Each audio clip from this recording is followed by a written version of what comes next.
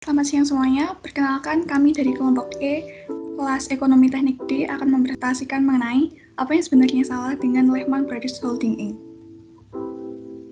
Lehman Brothers Holding didirikan oleh 3 bersaudara bernama Henry Lehman, Emanuel Lehman, dan Meyer Lehman.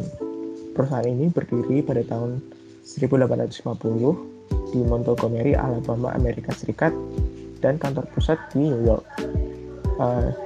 Lehman Brothers Holding Inc. merupakan perusahaan layanan keuangan global yang berpartisipasi dalam bisnis investasi perbankan, ekuitas swasta, manajemen investasi, dan perbankan swasta.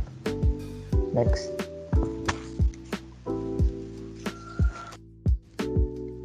Tahun 2001 sampai dengan 2002, di Amerika Serikat sedang terjadi yang namanya dot-com bubble, di mana banyak sekali perusahaan internet yang berdiri pada saat itu. Namun dikarenakan banyak masyarakat pada saat itu yang tidak mengenal internet, maka banyak sekali perusahaan-perusahaan besar yang jatuh bangkrut, seperti halnya Infospace, Cosmo.com, Startup.com, dan Webvan.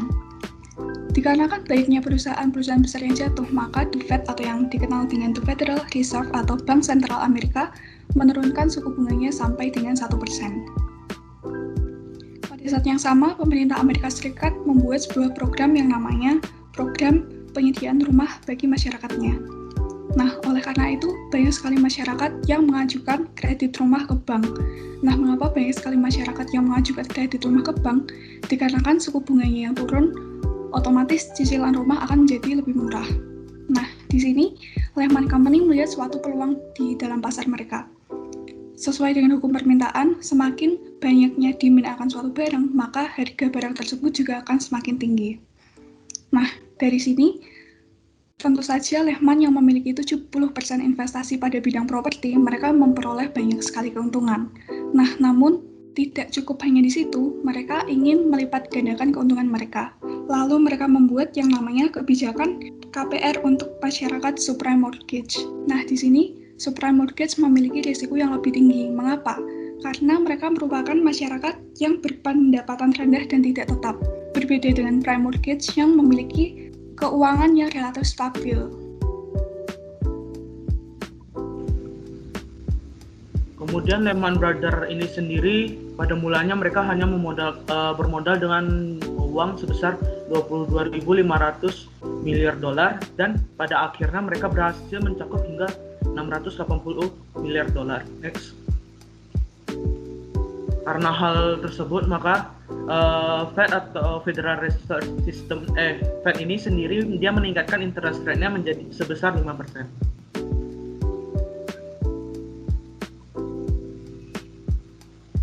Dikarenakan adanya peningkatan dari interest rate sebesar 5% tersebut, maka banyak sekali orang yang tidak mampu untuk membayar pajaknya. Oleh karena itu banyak dari yang ikut dalam Lehman ini, dia menjual rumah mereka itu kepada bank. Dikarenakan banyaknya properti atau rumah yang dijual kepada bank sehingga bisnis mereka ini mengalami penggelembungan yang dimana supply mereka itu lebih banyak dibandingkan demand-nya.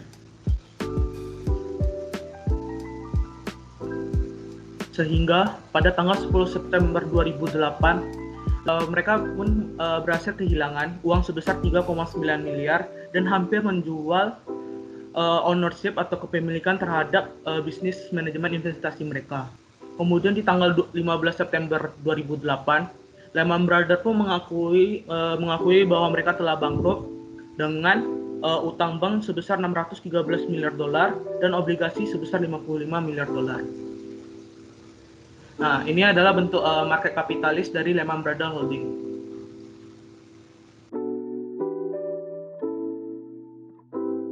Berikut ini merupakan dampak dari jatuhnya Lehman Brothers Holding. Yang pertama adalah terjadinya krisis ekonomi di Amerika Serikat dikarenakan Amerika Serikat menjadi sentral acuan perekonomian dunia. Maka pada saat itu juga menyebabkan terjadinya krisis ekonomi global. Kemudian yang kedua adalah Dow Jones Industrial Average yang merupakan indeks pasar dari 30 perusahaan terbuka terbesar di Amerika Serikat mengalami penurunan sebesar 504,48 poin. Kemudian dampak yang ketiga adalah meningkatnya tingkat pengangguran di Amerika Serikat sebesar 7,2%.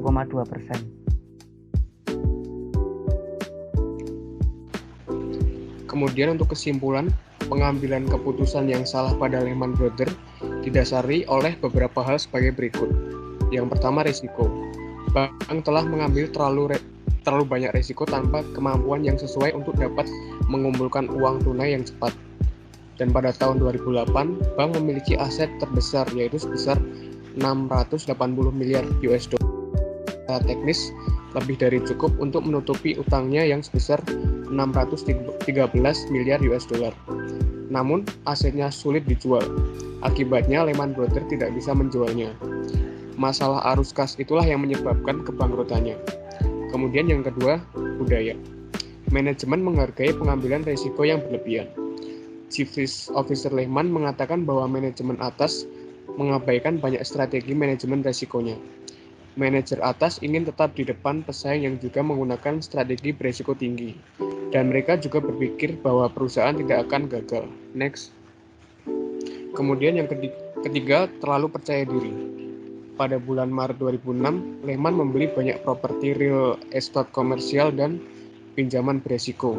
Bukannya menjual kembali aset tersebut, Lehman justru tetap menyimpan aset-aset tersebut. Kemudian manajemen berpikir bahwa hal ini akan menghasilkan lebih banyak uang, tetapi pada faktanya menjadi lebih buruk karena harga real estate jatuh dikarenakan tidak ada peminat. Kemudian yang terakhir, Komisi Sekuritas dan Bursa dan regulator lainnya tidak mengambil tindakan. Pada awal 2007, SEC tahu Lehman Brothers mengambil terlalu banyak risiko, namun SEC dan regulator lainnya tidak pernah memberikan saran terhadap Lehman untuk melakukan sesuatu. Next. Sekian presentasi dari kelompok kami mengenai keputusan yang telah diambil oleh Lehman Brothers Holding Inc. Terima kasih.